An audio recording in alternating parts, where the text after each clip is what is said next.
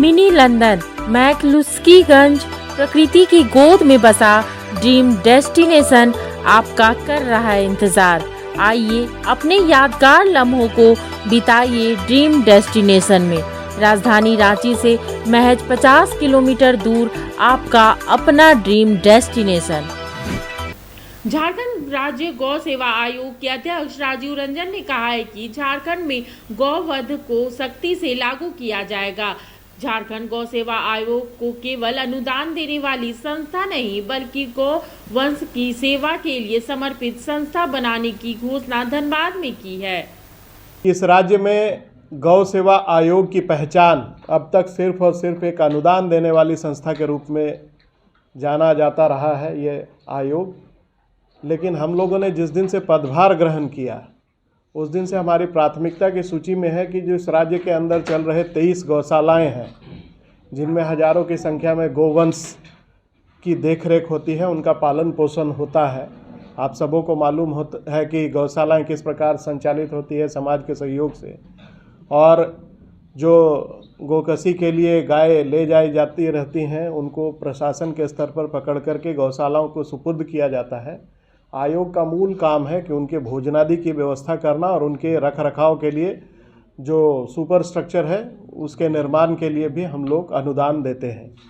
लेकिन इसके अलावा भी कई योजनाएं हैं। बनने के बाद मैंने 6 राज्य जो भारत के अंदर में बहुत अच्छा काम कर रहे हैं गौ सेवा के क्षेत्र में, उनके योजनाओं का अध्ययन करने के लिए अपने अधिकारियों को लगाया हुआ है। और 2008 के बाद आयोग की जो प्रथम बैठक हुई थी पिछले माह, उसमें हम लोगों ने कई महत्वपूर्ण निर्णय लिए थे जिससे आपके साथ साझा करने की इच्छा थी। इसलिए मैंने वैभव जी से कहा कि अपने प्रेस के मित्रों को यहाँ आमंत्रित करते। एक सबसे महत्वपूर्ण विषय ये है कि आज हम लोग सनातन संस्कृति की बात करते हैं। 33 करोड़ देवी देवताओं के पूजन के समान है गौ सेवा। लोग गौ सेवा करना चाहते हैं लेकिन वर्तमान परिदृश्य में ये संभव नहीं हो पाता है कि सभी लोग गोपालक बन करके गौ सेवक बन सकें। इसलिए आम जन भागीदारी का एक महत्वपूर्ण योजना गौ सेवा आयोग के नेतृत्व में इस राज्य के अंदर लाया जा रहा है, हमारी गौ माता हमारा दायित्व के नाम से। इससे लोगों को सीधे सीधे गौ सेवक के रूप में उनसे जोड़ने की योजना है, क्योंकि सब कुछ सरकार के भरोसे चल नहीं सकता है। पहले भी जन भागीदारी के सहयोग से ही गौशालाओं का संचालन होता था और हमारी प्राथमिकता है कि गौशालाएं किस प्रकार से आत्मनिर्भर बने। तो जो अनुदान की राशि सरकार के स्तर पर हम लोगों को मुहैया की जाती है, चूँकि आप सभी जानते हैं कि जब किसी परिवार में अभिभावक नहीं रहता है तो उस परिवार का लालन पालन किस प्रकार से होता है, वही हालात आयोग के भी थे। संवेदनशीलता की कमी थी शायद, इसलिए अभिभावक नहीं बनाए गए। तो हम लोग जब से बने हैं जीरो से स्क्रैच से हम लोगों ने शुरुआत की है और उसके बाद इन सारे योजनाओं को, जैसे सारे गौशालाओं में जिस प्रकार से बीमारियां अभी हाल के दिनों में लंपी वायरस की भी बहुत चर्चा थी, उसको देखते हुए भी हम लोगों ने एक महत्वपूर्ण निर्णय लिया कि गौशालाओं में भी टीकौषधि दवाइयाँ और इन सारे चीज़ों में हम आयोग जो है वो अनुदान के रूप में उनको व्यवस्था करवाने के लिए सरकार को प्रस्ताव बना करके भेज रहा है।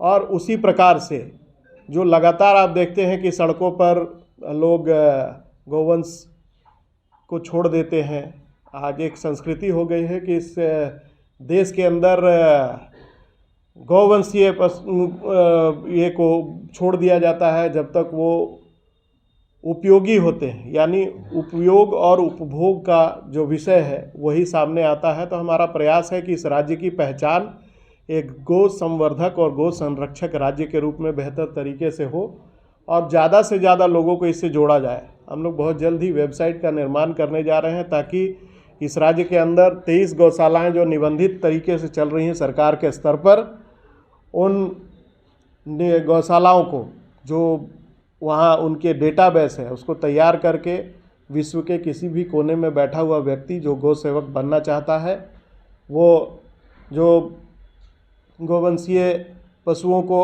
वहाँ पालन पोषण किया जाता है उसकी पूरी विस्तृत जानकारी उस वेबसाइट पर उपलब्ध रहेगा और जिसकी जितनी क्षमता हो उस आधार पर वो गौ सेवक के रूप में उनको गोद लेने की व्यवस्था हम लोग सुनिश्चित करवाने जा रहे हैं। और इसके लिए जन जागरण के दृष्टिकोण से छोटी छोटी बैठकें, छोटे सेमिनार, जैसे कल ही प्रादेशिक गौशाला संघ जो RK अग्रवाल जी हैं उनकी अध्यक्षता में बैठक हुई वहाँ गिरिडीह में, तो हम लोगों ने निर्णय लिया कि आने वाले 23 दिसंबर को राज्य सरकार की ओर से आयोग के स्तर पर हम लोग गौशाला के संचालकों के साथ और अपने अधिकारियों के साथ एक बैठक रांची में भी बुलाने वाले हैं। उसमें हम आगामी योजनाओं का चयन करके उसको किस प्रकार से सरजमीन पर उतारना है, और लगातार जो गौशालाएं अभी संचालित हैं उनकी वस्तु स्थिति को जानने की इच्छा रखते हुए भी हम लोग हर जिलों का दौरा कर रहे हैं। और विडंबना ये है कि इस राज्य के गठन के इतने लंबे अंतराल के बाद भी आज इस राज्य के अंदर 8 जिलों में गौशालाएं निबंधित नहीं हैं। और जो सबसे बड़ा गोवंशीय संरक्षण का संस्थान है ध्यान फाउंडेशन, आपने सुना होगा, चकुलिया में जहां 16,000 गोवंश को पालन पोषण किया जाता है, उसका भी निबंधन अब तक नहीं हो पाया है। तो हम एक ऐसा प्लेटफॉर्म तैयार कर रहे हैं जहां सिंगल विंडो सिस्टम के आधार पर जिन गौशालाओं का निबंधन अब तक नहीं हो पाया है उनको सारी अर्हताएँ जो है उनको पूरा करते हुए उनका निबंधन कैसे जल्द से जल्द सुनिश्चित हो, इसको लेकर के भी हम लोग उनको बेहतर तरीके से सहयोग करने के लिए काम कर रहे हैं। साथ ही साथ हम लोगों ने माननीय मंत्री कृषि एवं पशुपालन मंत्री से भी चर्चा की है और तमाम गौशालाओं में बहुत जल्द हम लोग एक हाई मास्ट लाइट का भी प्रबंध करने वाले हैं। उसके लिए भी हम लोगों ने सरकार के स्तर पर प्रस्ताव बना करके भेजने का काम किया है। जब टूटती है आस, जब थकती है सांस, जब रूठते हैं अपने, मुंह मोड़ता है जमाना, जब अंगड़ाई लेता है संकल्प, फिर बनती है कहानी, बनते हैं अनमिट निशान। देखिए मेरे साथ संघर्ष की दास्तां।